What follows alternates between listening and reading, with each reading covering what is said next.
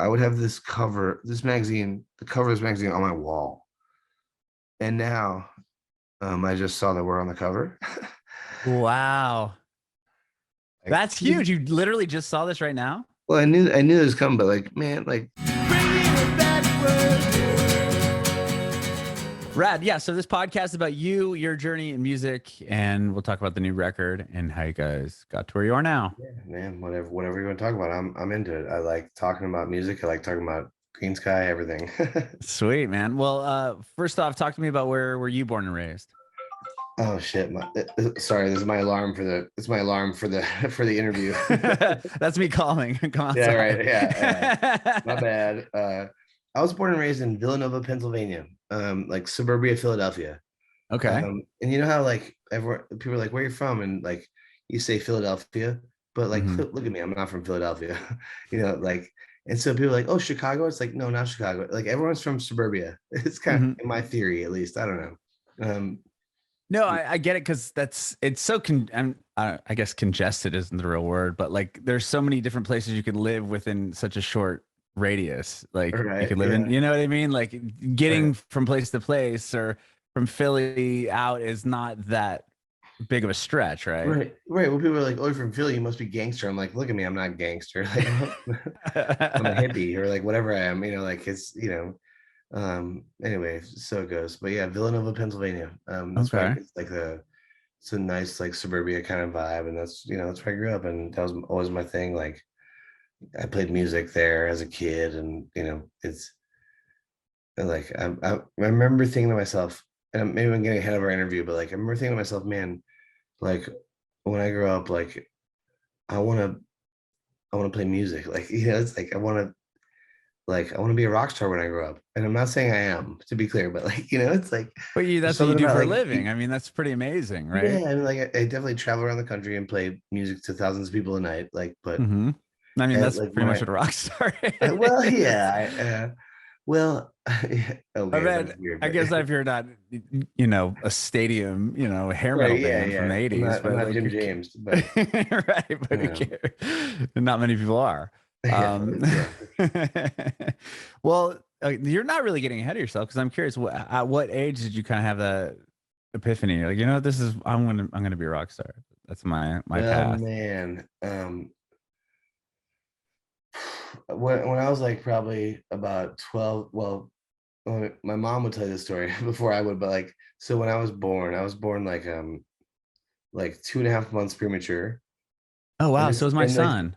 But at night I'm old, so like in 1977, 2.5 months premature was a big deal, right? Yeah. So like I was supposed to die or whatever. Like I don't have a middle name because wow, that's weird. But so like my how many? Well, real quick, how many weeks were you? Well, how many weeks? I mean, what 2.5 months would be like? I'm just curious because I think my son was born. So 2.5 months would be 10, 8, 9, 10, 9. Yeah. So yeah, my son was the exact same. She was really? 9 weeks, 9.5 weeks premature. So, isn't that weird? So now imagine that back in 1977. Yeah, that's like it was freaky for you, right? Oh, it was the most terrifying my dad thing ever. Like my parents told me, like I was my band and I, we joke about this because like we joke about my personality, which is whatever it is, but like I was in a bubble for like literally the first 2 months of my life. No human contact. My parents were there, but you couldn't touch me because I was in a bubble. And so the band jokes about the fact that like that's why I'm a complete dick. But like, so it was a big deal back then. Like, and it was like touch and go. Like I could have died and whatever. That's not this. We shouldn't talk about that. But like, man, no. But I mean, I can directly relate because I went through this, nearly 6 years ago. Yeah, man. And so like, and like, technology has gone quite a ways since 2000. Right, he was born in 2016. Yeah, so back then it was a big deal. Like my dad like watched me turn blue, and all these doctors like swarming around me, and my dad was like, "Well, here we go." And you can sort of imagine, right? Like, oh, I mean, I can, but it's like it was, dude. It's seriously, I can't imagine what he was going through because of how the technology level and what I had to. I mean, you say in a bubble. I mean, my son was in a bubble for 21 days. Like we couldn't even take, you know what I here's the mean? deal. Like Your son is going to be he's going to play dobro in a bluegrass band. So that's I already you're threw him on screwed. drums though. Yeah, So. yeah, you're screwed. Yeah. So my first the reason I brought this up, my doctor that delivered me, he gave me a drum, which I actually have. Actually have it in my room. Oh wow. I guess I'll show it to you. Hold on. So um this is this drum. This is getting intense, but like, so the doctor's name was Hoagie Vic. Talk about a great name, Hoagie Vic. I like What that. a great name. So he gave me this drum when I was born, Wow. and I was like, I was obviously not playing drums, but like, so fast forward like 12 years or whatever, 10, 12 years, I started playing drums. And my parents were cool enough that I was like, I want to play drums. So they got me a drum set and put it in my room, and like, thank you, mom and dad. Like, and like what?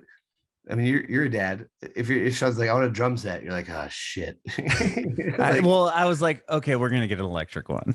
Yeah, right. That's where we went. Right. And so I started playing drums, and like, I'll tell you this, like, we're talking about music. Like, I remember, I was taking drum lessons, and I was like, my friend, Will Stuntebeck came over, and I was like, you know what song this is? And he goes, dude, that's every song. And I was like, fuck, man. You knew it right away. Can I curse on yeah, of course. You can say whatever you want, man. So I was like, fuck. Now I'm gonna play guitar. Like that was the moment. And I was like, man, okay. I was like trying to play like, because you mastered it already. You're like, I already know how to play the song. Because he was like, I was like, you know what song this is? Like, dude. He's like, that's every fucking song on drums. I'm like, dude, oh shit, I'm out. And so I was like, I want to play melody. So I got a guitar, started playing guitar.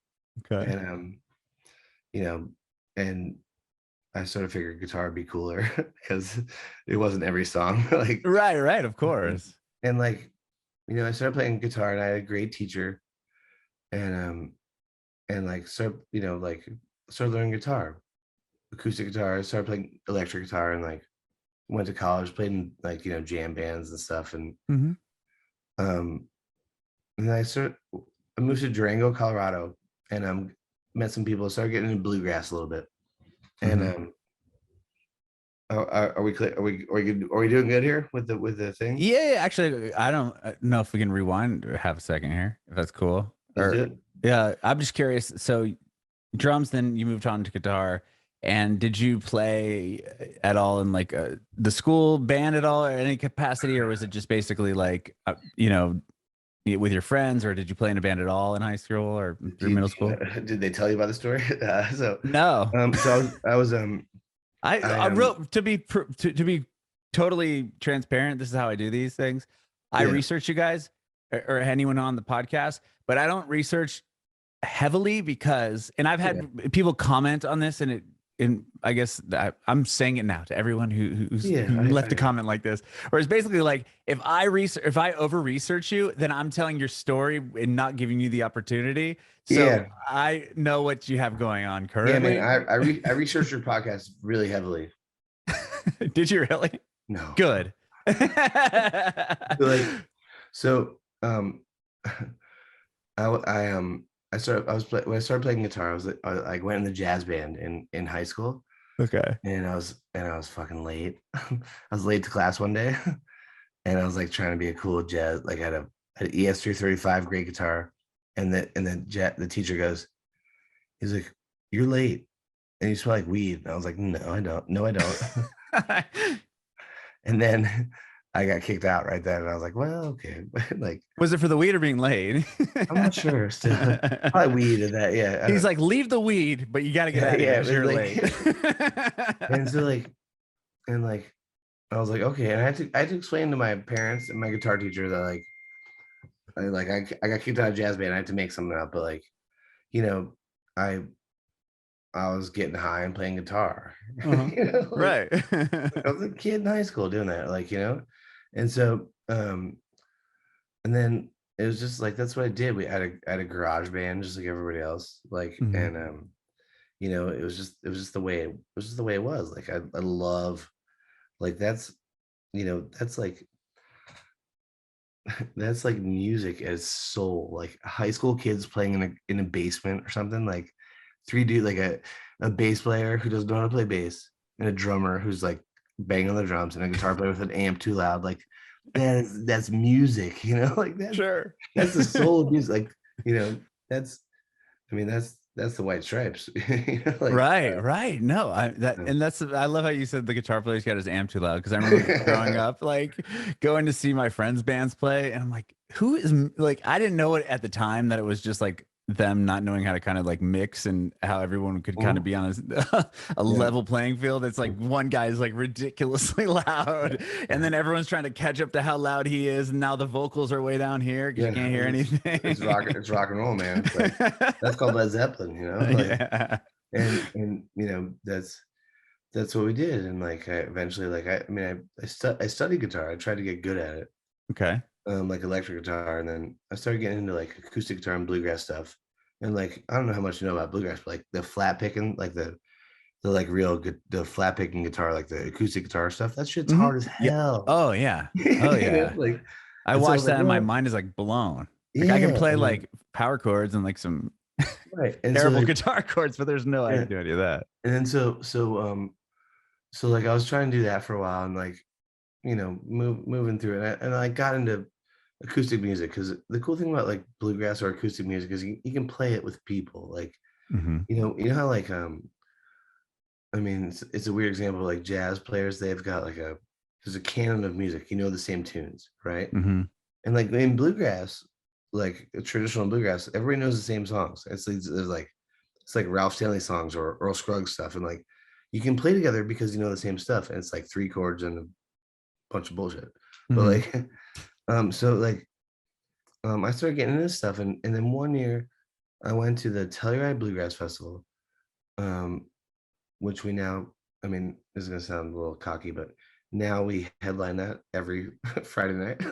That's awesome. Like I went there as a kid, and I was like, I heard this dobro workshop, and like, so dobro, this is like dobro is this thing. Like, this is what dobro is. It's like this hubcap, like sliding. It's like that's what, you know, like, and so it's like, you know, the deal is like, can I play it? Is that cool? Oh yeah, man, please do. It's like a.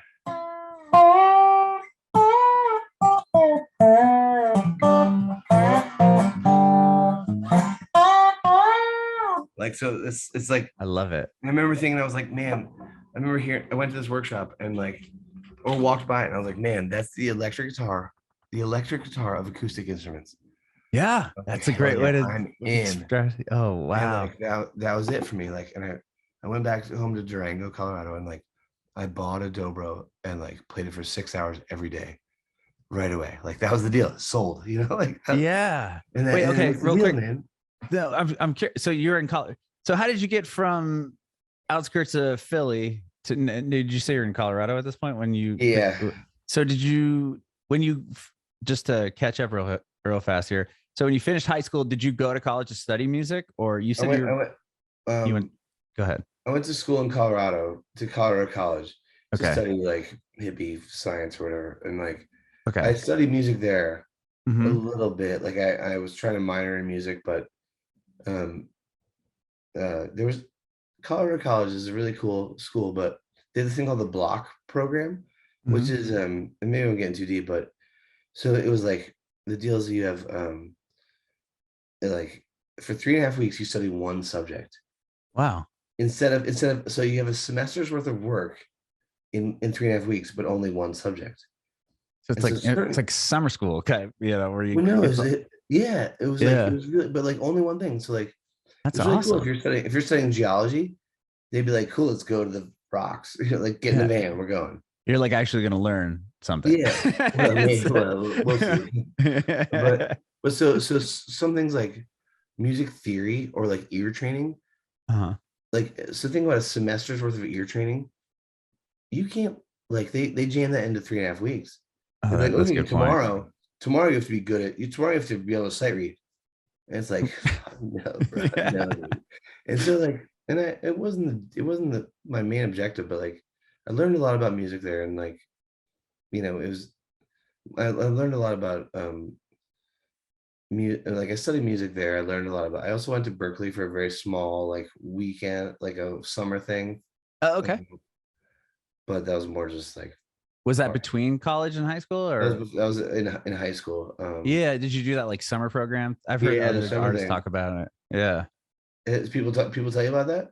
I don't know too in depth about it, but I've interviewed a lot of people, and I've heard that they've other people have done that, and then that's kind of how they got into Yeah, Berkeley. There was like a stepping story, stone yeah. into the school. I didn't, but it was really cool. Like it's like, okay, you meet other musicians, and you're like, okay, music is like you feel it in your soul or whatever, and like, you get it and you like study it. And like I've never been like like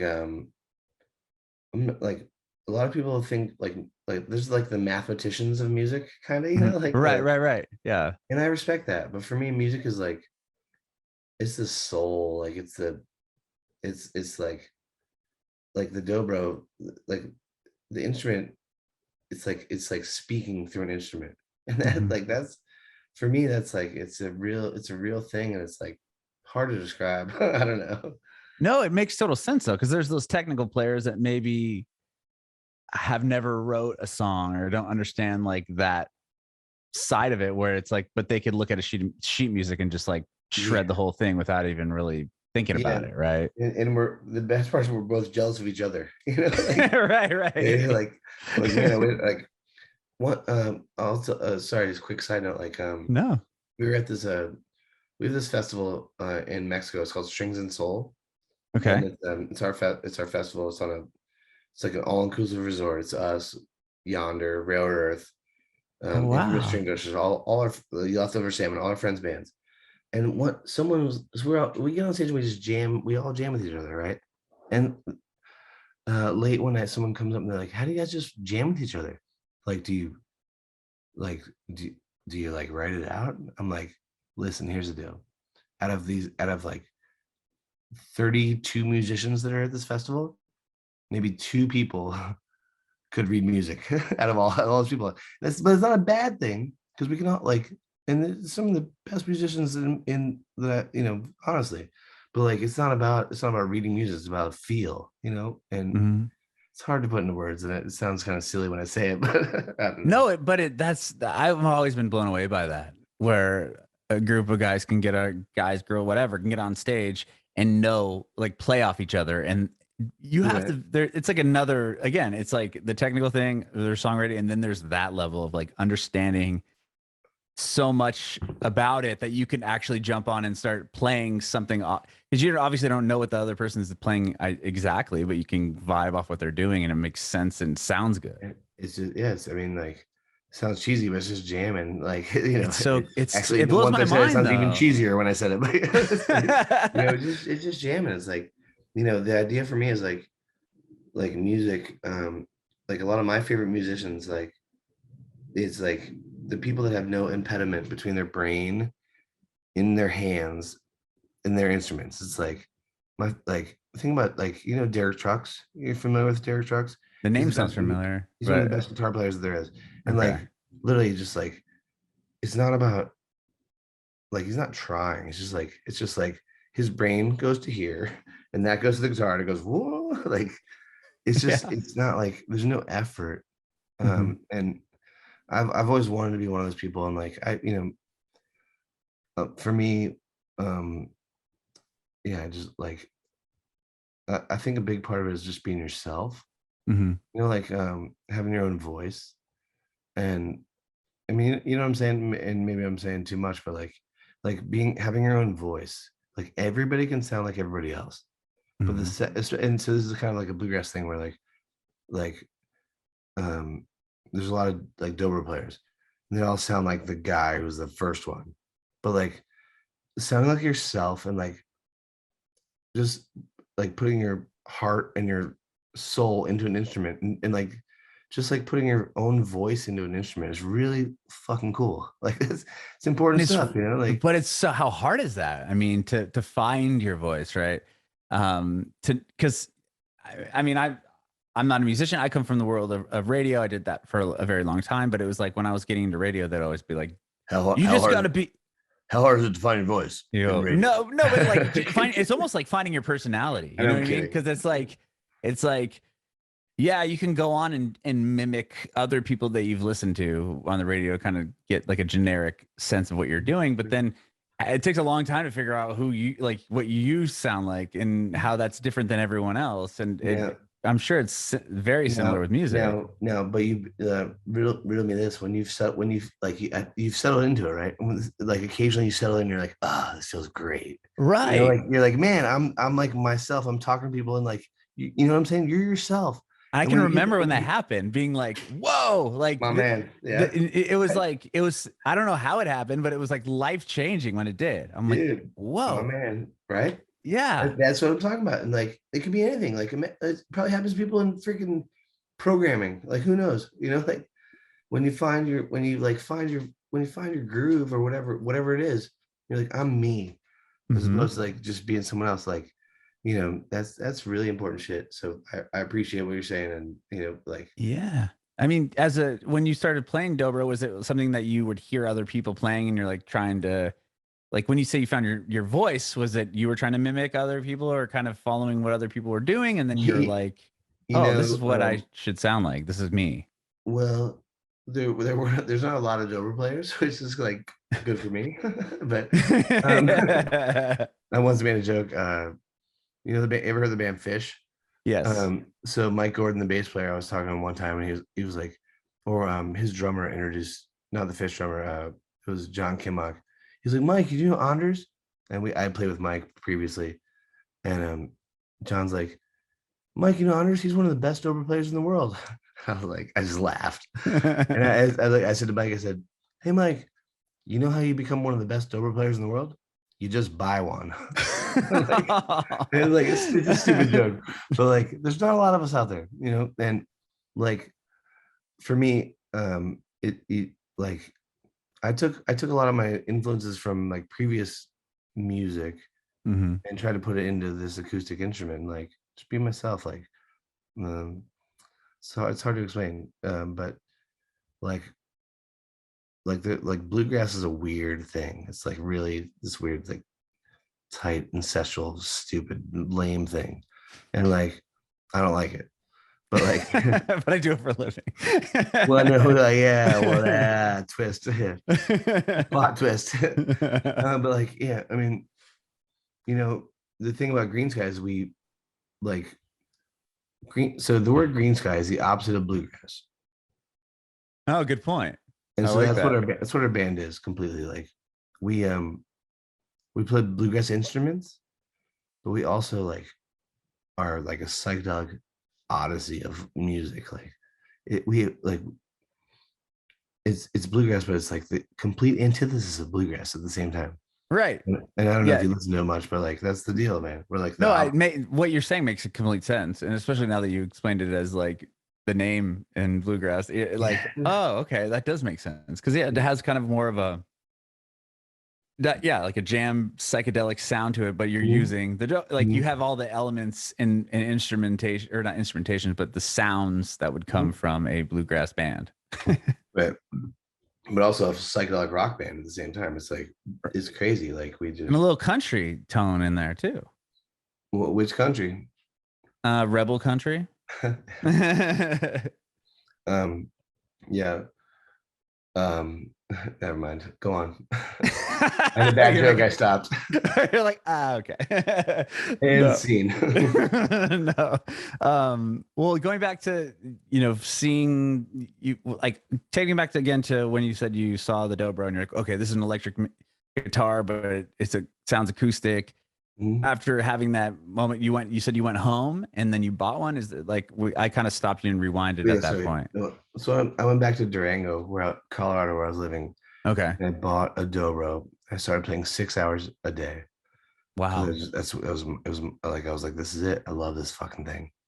Like, and then just started playing. And like, the thing about, it's really, it's maybe a little foreign to this particular podcast, but like, the thing about, like, everybody plays guitar. Like, so if you go to a jam, and like in bluegrass, people have jams and they sit around and jam, like, but like, everyone can play guitar. And the second I started playing dobro, I never was allowed to play guitar anymore. Like oh, okay. just because it was like, oh, you got something different, and that was the deal. Like, um, but like, that it was just my instrument from there on. Like, it really, and like, I it's been my thing. Like, I love it's lyrical. It's like it's interesting. It's like people are like, oh, do you sing? And I'm like, nope, not very well, but I don't because the dobro sings. Like, it's like this lyric. It's got slide guitar. What? Mm-hmm. And it's like that sings instead of me. So it's been my thing. And with that, like once you got it home, like once practicing 6 hours a day, joining these jam sessions, when do you like? How many years later are you in bluegrass, or why in green sky bluegrass? You're great. You're great. You found your voice. Really think you found your voice. I lost it there for half a second. I was in a bunch of different bands with a bunch of cool people, and eventually Green Sky, like it just, I was looking for something and they were looking for something, and it just kind of clicked. And like, I'm a song guy. Mhm. Like, I came from a background of like lyrics, and like well-written songs are the most important thing to me. And that's always been the thing for me. And so like when I found Green Sky, I was kind of looking for a gig, honestly. And like, we hung out before and partied at some festivals or whatever. Like, so wait, real quick, you were in a band prior that was doing, yeah, obviously playing yeah, festivals and okay. yeah, a couple bands. And like, but like I was looking for something like kind of full-time type of thing. And like, what the band I was in wasn't really it, and we recognized that. And like, I honestly made a list of bands. I'm like, man, who's the band that like I believe in, that I think will be like, A, my bros, B, will like push and persevere and like try really hard. Actually, back that up, that's B and C, but A is like the songs, man, like lyrics and good songs. And when I like the thing about Green Sky, and particularly Paul, he's one of the best fucking songwriters. He's one of my favorite songwriters in the world. And like, it's so cool. Like, he's my little furry friend. Like, he's like a bearded little hippie guy that's like my bro.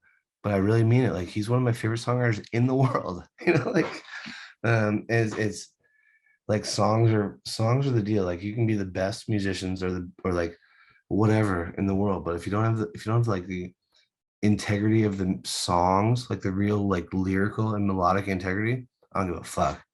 Mm-hmm. And that's my deal. And like, that's why I joined it. That's why Green Sky and I worked out together. And like, that was probably 15, I don't know how many years ago, but like, man, you know, Paul's an amazing songwriter. Dave's an amazing songwriter. Now Duvall on the new album is a great songwriter. It's like lyrics and melody, man. It's like, we can have all the fucking bullshit in the world. Like, we can have the best publicity company or whatever, whatever it is, and like all the hype in the world. But at the end of the day, man, a good song will stand the test of time, in my opinion. Sure, that makes total sense. And how far along was the band before you joined? Like, did they have a record out or a couple of records out? Like, what year did you end up joining?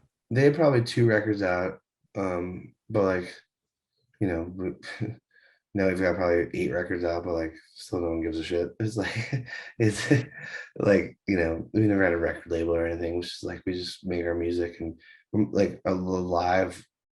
But they had a catalog, which I learned. Mm-hmm. But like, to be very clear, like, when I joined the band, not to say it's my thing, but like, when we the 5 of us got together, like, things coalesced and like kind of built into this different kind of bigger thing. Hard to describe, but you know, um, we it's like it's hard to describe. Like, you know, I've got 4 best friends that I make music with, and it's fucking killer, and I love it. And like, we're a live band, so we play to like thousands of people a night, which is like let's remember back to when I was 16. So I was going for, right? And like, and so like, it's every night we're just like so excited to be doing what we're doing, and like we're improvisational band, and like every night's different, and like, and we musically like peer over the edge of cliffs together. Sometimes when you do that, you fall over the cliff. sometimes you save yourself, but like that's jamming, like that's improvisation to me. I mean, I don't know what your musical background is, but like for me, like jam bands and like improvisational music, that's at my heart. I mean, I would imagine with having the amount of songs in the catalog you have, I mean, 8 records, right? This is the newest one, is your 8th record. How would you even sift through that to figure out a set? Like, do you have like a basic set list? Like, here's 5 songs we're going to play, and then we'll kind of improvise through some of it. How does that happen? Well, I'll tell you, man, it's like, I mean, it's crazy. Like, so we did probably, let's see, well, I know actually we did 19 shows or something. Yeah, you just got back, right? What, like last week? We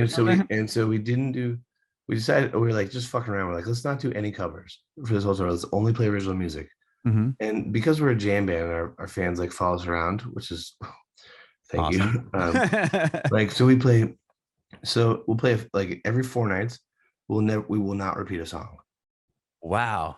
Yeah, like we come from that jam band school, like the Fish and Grateful Dead shit. Yeah, like, that's amazing. And so like, but we have to write these set lists where it's like, okay, every night we have to write, 2 sets of music that like arc and like, do what they do. And then, so we take into account like A, what we played the night before, B, what we played in that town last time we were there. Not allowed to play that. It's off the table. And wow. And so the night before is off the table. And like, so like, it's a really interesting process, and it's fun as hell.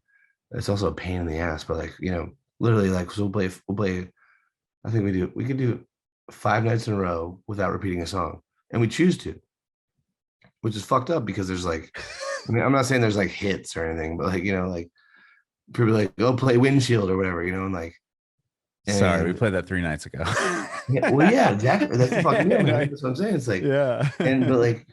but like the fans that are like someone yells at them, they're like, oh, whatever, noob, or noob. But so we're like, it's like, for us, it's like an exercise in like playing all of our songs and like creating, trying to create bigger soundscapes or everything. Like, I sometimes I'll go see a band and I'll like envy them. Like you get to play 60 minutes and it's the same set as last night. You must be really good at that set, like, right. And we have to play we played 2 75-minute sets, and we only get to play those songs once a week because the next night's a different song, like, you know what I'm saying? Yeah. It's fucking intense, man. That is. I mean, you guys are literally like creating, like, I want to say, like, going back to like kind of tying to radio, I guess, because it's the only thing I know is like you're programming your set list like you would like a playlist, or where you don't want to repeat something. You're like, well, I can't repeat that because I had to line this up and it played on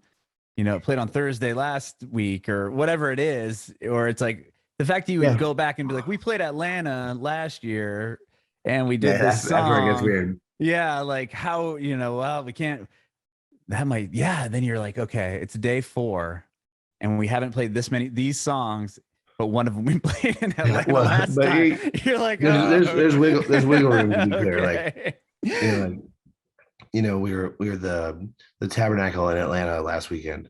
We did 2 nights there, and also COVID fucked everything up. So you know the deal. But like, yeah, you could have started. You start from scratch.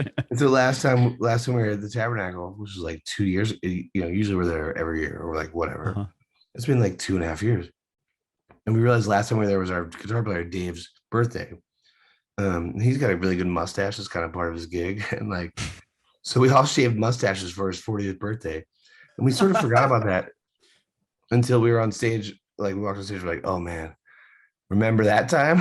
like we started playing the same songs as we played that time just for fun. Like, okay, there's no rules. It's just like right. The jam band ethos. I mean, like, it's a real trip. I mean, I grew up on that shit. It was like, you go see the Grateful Dead or Fish, and you're like, man, you look at the set list of the night before, and you're like, well, we're not gonna hear those. Like, you start to know what you might hear, and you get excited about it. And like somehow we became that thing. Like the jam band world embraced Greensky. Like, and I appreciate it. Like people fucking follow us around. It's crazy. Cause I used to do that shit with other bands. Like I used to fucking cook cheeses. Like I used to be like selling t-shirts on the lot and Fish, like, and people are now doing that with me. It's fucking insane, man. That's so cool. Yeah. I was about to say that at least you're not a band where your fans can do that. Cause I'll do that now. I see myself doing that. Like, oh, I'm going to go see so-and-so. What did they play last night? Like, where can I where will a good bathroom break be where I've already heard this song 50 times when I've seen this band, or like, right. Oh, are they going to they're not playing that song. But like, when you go see a band, you're like, I mean, if you know that, I mean, I'm not sure what you're into, but like, if you like everything, go see a band, it's like this, it's like, what the set list is going to be, because that's what they're doing on that tour. Like, how's that make you feel? You're like, man, I'm psyched about it, or like, I mean, real fast. It's kind of both ways. I mean, it's what's sad is like I'm psyched when I'm looking at it for the first time on the sheet, on setlist.fm or whatever it is. And then at the show, I'm like, oh, okay, well, I know that this is playing, so I know this song's next. Yeah. And it's like it almost ruins it for you. It totally ruins it for you. What's your favorite band? My favorite band. That's a great question. I don't know. I like a lot of different bands. I like Green Day growing up. Right now, favorite band. At the moment, Halsey. Nice. I know that's random, but I think she's such a great songwriter. Yeah, I agree. But I like everything. I mean, I grew up with the emo pop punk stuff. But I like the singer songwriter stuff, and I also like pop music, alternative. Are you hip to the Bahamas? What, yes. Yeah. It's not a guy. His name is Bahamas. Yeah. Yeah. The band. Name, but yeah. That, like, man, Paul and Duvall, the two guys in my band, they're like, you gotta check this shit out. I love that guy. Like, just like what's the right way to put it? Like the delivery of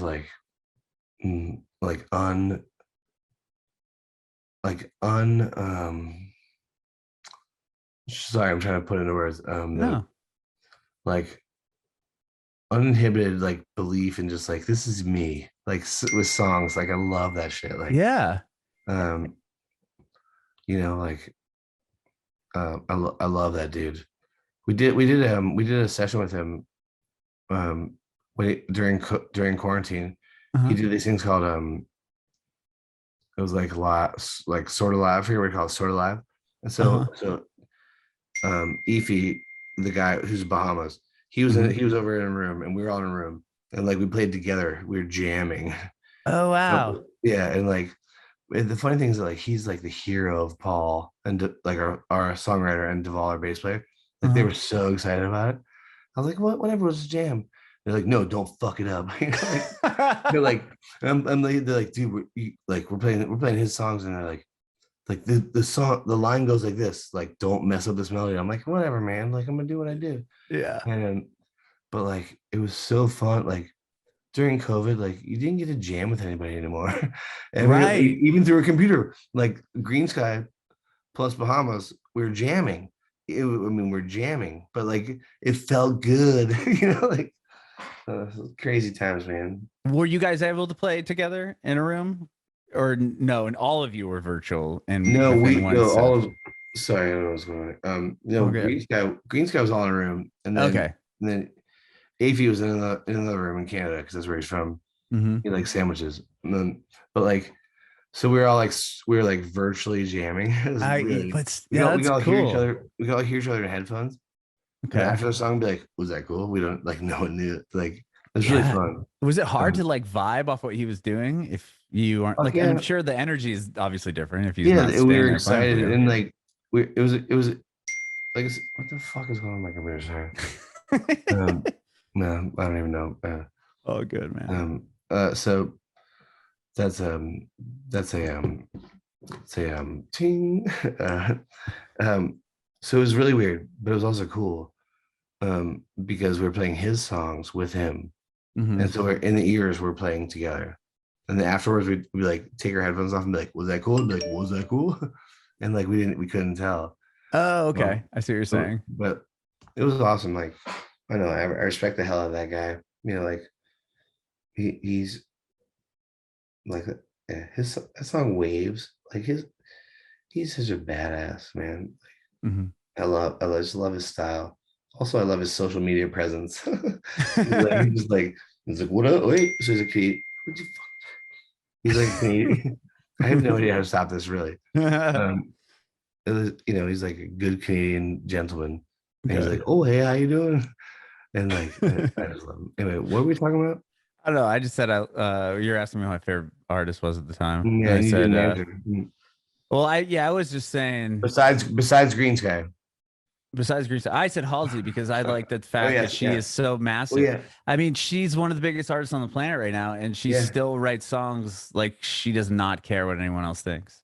Yeah, like, have you heard the new record she did with Trent Reznor from Nine Inch Nails? I'll check it out. It's really good. I mean, it sounds like an alternative, like industrial rock album. I mean, it's Nine Inch Nails, it's Trent Reznor and Atticus Ross, and then her. It's incredible. Now, but you're like, you told me you're a lyric guy.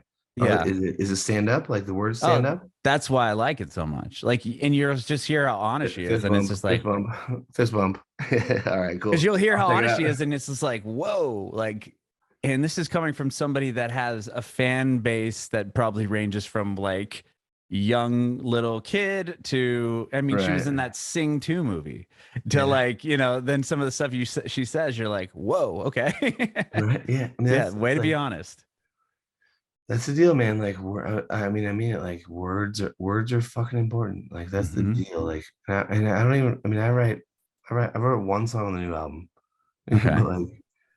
but like, for me, words are the deal. Like, I don't care if you're the best musician or the weirdest or whatever you are. How many songs have you written for the band? Like a lot or not? No, on the record, on albums, I mostly write instrumental music. But as far as lyrics go, good question. This is the first one. Oh, it is. Yes, that's amazing. Sir. Yeah, and so, man, you know, I spent a lot of time around really great songwriters, and so like it's been intimidating to me forever. And so I had this idea of this like chorus in my head. The song that I wrote is called Monument. It's the second song on the record, and I always had this idea in my head. You can build a castle, but it crumbles to a cave. Funny how a monument looks just like a grave.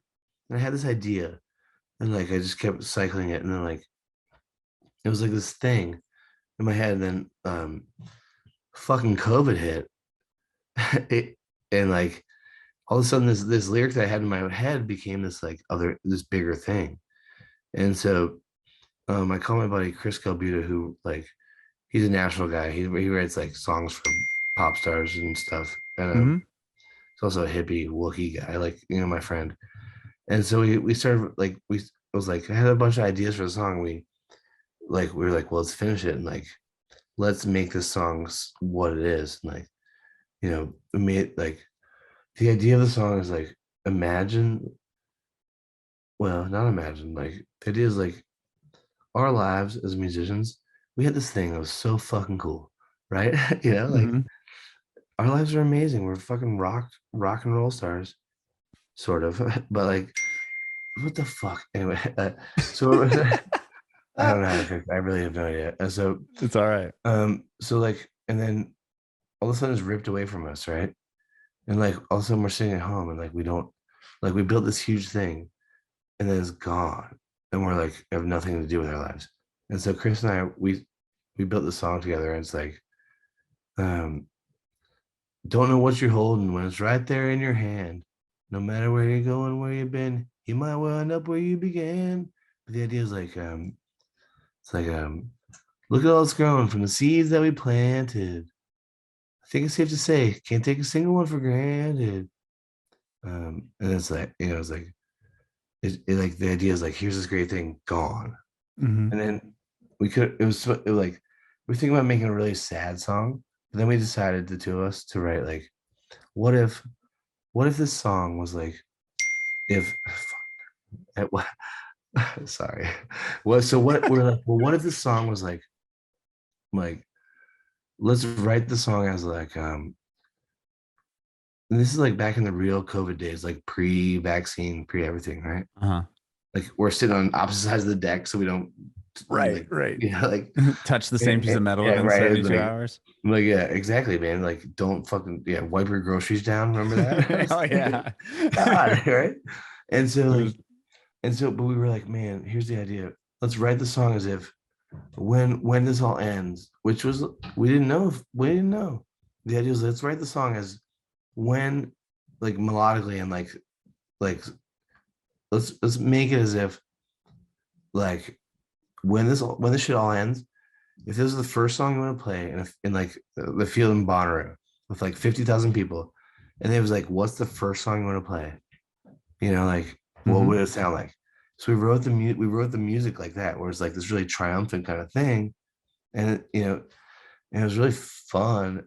I'll tell you, man, we I got to play that song at Red Rocks. We do a couple nights at Red Rocks every year. That's And awesome. like, so the idea, like Chris and I were like, man, let's just make it as if like, what would it feel like when you finally come back, and what would it feel like? We're just like, we don't know. Like maybe we're gonna all die. Seriously, like no, but Yeah, seriously, nobody bro. knew what was happening, Yeah, right? seriously, bro. And like, we're like, well, let's make it as if let's write the melodies of like, you can build a castle, crumbles to the cave, and like we wrote it that way, and like, and fuck, man.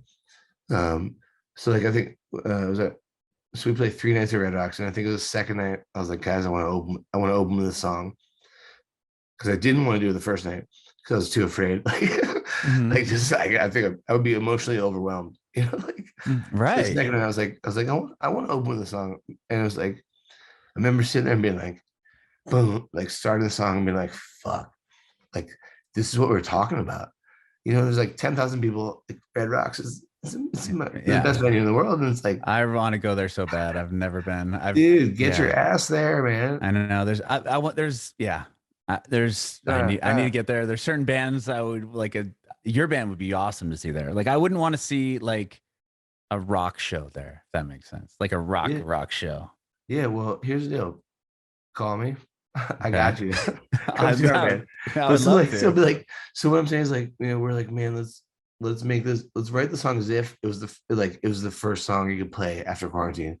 And fuck, dude, like playing that song, like actually doing it, emotional as hell. Like it was like 10,000 people getting the fuck down. Like it was like that's what we're talking about. Yeah, it's serious business, man. It's like I don't know. It sounds cheesy to put into words, but not at all. You know what I'm saying? It's like no, not at all, man. It's heavy stuff. Like yeah. Was it hard to present a song to your bandmates that you had written the lyrics to? Like, I mean, you said you had never done that before. Like, hey, I wrote these words. Like, I have this. Like, was that a difficult thing to do? Oh, you're breaking up. I'm just kidding. Oh yeah, man. It really was between you and I and the whole world. It was like, so the thing about when I write a song that Paul has to sing, like I want Paul to sing it. He's the voice of our band. And the issue is that when I present him with a song and he sings it, everyone thinks that he wrote it. So for him, that's a heavy thing. It's like, right. It's like he has to be like, well, I don't know. And so we fought about it a lot, honestly, because it's like it becomes his voice, whether he wrote it or not. And like eventually people will understand, like, the super fans will know that I wrote it. But most people will think that Paul wrote it. And so Paul's like, well, I don't know. Well, let's change this and this and this. And I'm like, no, bro, that's the way the song goes. And like we fought about it. It was fun. Like, but seriously, it's like we're brothers, and we're like, I'm like, dude, no, that's the way it goes. And he goes, well, I don't like that word. I'm like, well, I don't care. That's the way the song goes. And like, we would fight about it for a long time. And we also enjoyed fighting about it. you know what I'm saying? Like, I mean, do you have brothers or do you have siblings? I have a sister. She's much younger than I am. Okay, well, So we didn't really have the she would fighting. say, like, she would, yeah, She hit me, but yeah, I was but much like, older. yeah, but it's like, so, you know, I'd be like, probably like, well, I want to change this. And I'm like, well, I don't care. And like, I'm like, cool. And we would like literally butt heads pretty hard. Mm-hmm. And so, um, well, what's your favorite interview they've done? What's your favorite interview you've ever done? I'm gonna This flip the one? script. Sorry. This one. Nice. Sure. Nice. Yeah. Me too, bro. See what you did there. Honestly, I don't know, man. We've published just of this podcast alone over 1,000 interviews. Yeah, I looked at your, like, you've done a lot of shit. It's cool. Thank you. Thank you. Yeah. Yeah. I don't know. I don't know what my favorite one would be. Everyone's got their own cool story. Yeah, I mean, I think like it's so interesting to just talk to people and be like, so like, what's up? Like, and it sounds I'm gonna rephrase that. Sorry. I don't mean to belittle what you do. No, But like, no. you know what I'm saying? It's like, hey man, like what do you love about music? Or like what's your thing? Like, you know, it's so cool. Like I have a bunch of friends that do like XM, like serious stuff, and they're like, Uh-huh. they sort of like stumbled into it and they're just like, yep, cool, like just talking on the radio. It's like, well, good job. Like, Yeah, no, you know, I got into it because I couldn't play an instrument. I love music. I mean, I could play an instrument, but I wasn't any good, or I knew it wasn't a path that I'd ever be able to be good at. So this route, I got to be in the industry and hang out with people and go to the shows and kind of do my own yeah, service within the industry. And I've just loved yeah, it. I appreciate that, man. Oh, holy shit. I was looking at my phone where I'm on the cover of a magazine. What? Yeah. Maybe that's why you're blowing up. Well, I mean, well, I was it's gonna say, you're in relic. a group text. Just No, kidding. well, yeah, absolutely. So Relics magazine, is, I mean, Relics. It's like not fucking Rolling Stone, to be clear, but like it's cool. Relics is like when I was a kid, like went back to 16-year-old me. Uh-huh. When I was a kid, like, man, I would like cut out the covers of this magazine, and I'd Wow. cut out pictures, and I would hang the covers of this magazine on my fucking wall as a kid. And it was like Jerry Garcia and Trey or whoever the fuck was on there. Like, I'm a Mm-hmm. hippie, whatever. Don't. Point being, man, I would have this magazine, the cover of this magazine on my wall. And now, I just saw that we're on the cover. Wow.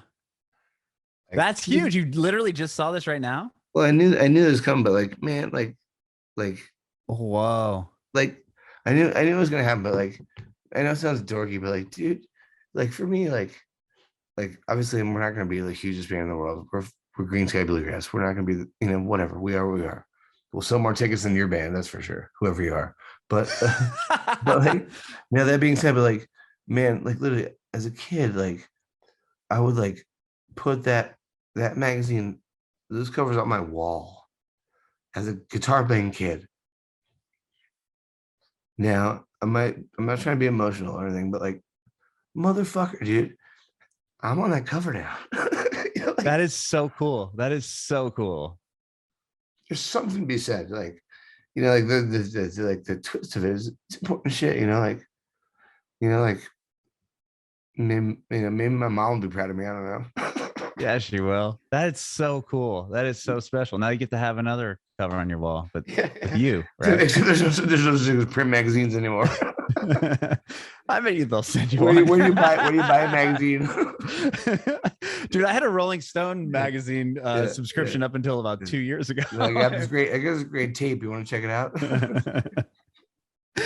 Whoa. Anyway, yeah, But having a print mag, I mean, dude, it's like how people still buy vinyl. Like people want, like it's I something is to be know. said about having something physical in your hand. I'm just making fun of myself, but like seriously, But man, that's so cool. it's, it's fucking cool. I mean, like, I'm not an emotional guy. Well, yes, I am, but like, you know, imagine me as like a little 14, 15, 16-year-old kid being like, man, I'm gonna cut off this cover and put it on my bedroom wall because Prince or Garcia or whoever's on there, like, man, it's gonna be cool. And motherfucker, That's huge. I mean, it's not huge. It's cool. No, it's huge. I mean, it's important to me. It's important to you, and that's so important. And there's probably there's got to be kids out there that are exactly like you, that are gonna be that. Like, I can't wait till like maybe I'm gonna be on the cover of this magazine one day. Like it's so cool. I'm basically like a international rock star. I'm pretty sure. I'm basically like a totally international rock star. You are, and I'm now on you're the cover like, of Relics. I don't know if you've heard. I'm on the cover of Relics. I'll sign up for you. No problem. That when you go to the supermarket, just I don't know. Do you know who you don't recognize me? I didn't pay for groceries. Somebody goes and gets them for you. I'm on the cover of Relics. I forgot. Yeah, I don't know if you know who I am. I'm on the cover of Relics. Dude, that's so awesome. That's huge. And I'm so glad that you're able to like literally witness that while you're here talking with me. I mean, we have it recorded with a moment recorded. Wait, you're recording? Yeah, and you didn't hear that guy yell at you in the beginning of this? Yeah. Yeah. I mean, I appreciate that moment. Like, I think like I enjoyed talking about this stuff with you, and like, thank you for this. Thank you. Like, Thank you. I think you get it, which is appreciated. Like, I really appreciate that personally. Like, thank you. No, dude, I was that kid, man. If I saw myself on that, I would die. Like literally, like I wouldn't know what to do. Yeah, I mean, I can only imagine the emotions going through. You're like, oh my God, like that's so huge. It's so special. Yeah. I mean, you saw it. I was like trying to act cool. I'm like, not cool. Like, no, that was cool. So cool. I'm gonna go to the goddamn whatever. Where the fuck do you buy magazines? I don't know. Barnes and Noble. Exactly. Seriously, where the fuck do I buy magazines? Help. I had no idea. I bet you can find it.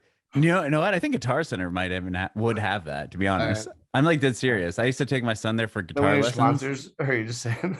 No, I wish I had. Hey, if you I wish I had Guitar Center. Brought to you by. Yeah, real quick, brought to you by. I want to go see myself on a magazine rack, but there's no magazine racks anymore. You can find it, I guarantee. I'm trying to get out of this interview so I can go find it. Okay, well, I'll brief it up here, and then you can go find it. No, but seriously, that's awesome. Is that monthly? Monthly, I would imagine, right? No, it's annually. No, I don't know. Some of them come out every week. It's a couple weeks. Monthly, yes. Okay. So yeah, so you're on March cover. Then you have plenty of time to go grab it. Yeah. Well, I mean, like over there, the old periodical station. You have plenty of time to go find somewhere selling magazines.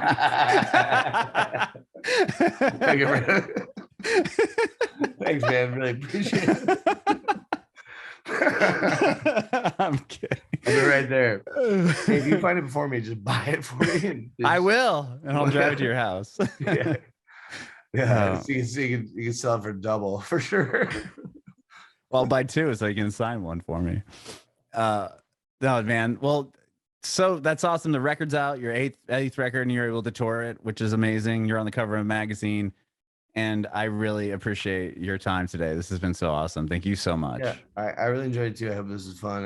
I've had a blast. I just like to talk to people, after all this COVID bullshit. It's like, hey, what's up? Oh, yeah. Human hi. Right. Like let's be ourselves. Right. And I think oftentimes I'm really overbearing, and I'm like, well, guess what? For the last 2 years, we haven't been able to hang out with anybody. Like, I'm like, what? Right. You're right. I mean, anyway, yeah. I hoop that was enjoyable for you too. It has been, man. This has been so fun. Thank you. Before I let you go find that magazine, I have one more question for you. Where's the magazine?